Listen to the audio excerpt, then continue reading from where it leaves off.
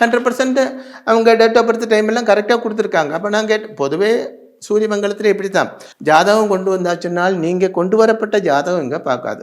ஒரு வார்த்தை கேட்கும், இதிலே கொடுத்துருக்கப்பட்ட டேட் ஆஃப் பர்த் டைம் எல்லாம் கரெக்டா. அப்போ ஆஃபீஸில் இருந்தே ஒரு பிரிண்ட் எடுத்து கொடுப்பாங்க. அது வச்சு தான் நான் பலம் சொல்றது. இந்த டைம் அக்யூரேட் என்று சொன்னால் மட்டும்தான் ஜாதகம் பார்க்கறது. அப்ரோச்மெண்ட் அப்படி சொன்னால் பார்க்க மாட்டோம். அதே மாதிரி சிலவங்க வந்து சொல்றாங்க, நாங்கள் நாடி ஜோதிஷத்தில் எடுத்தாச்சு, அதுவும் பார்க்கறது இல்லை.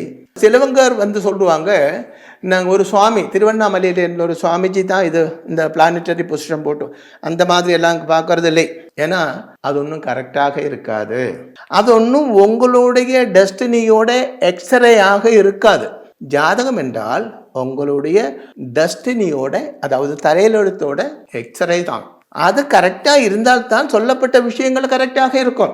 இல்லை என்றால் அது கரெக்டாகவே இருக்காது.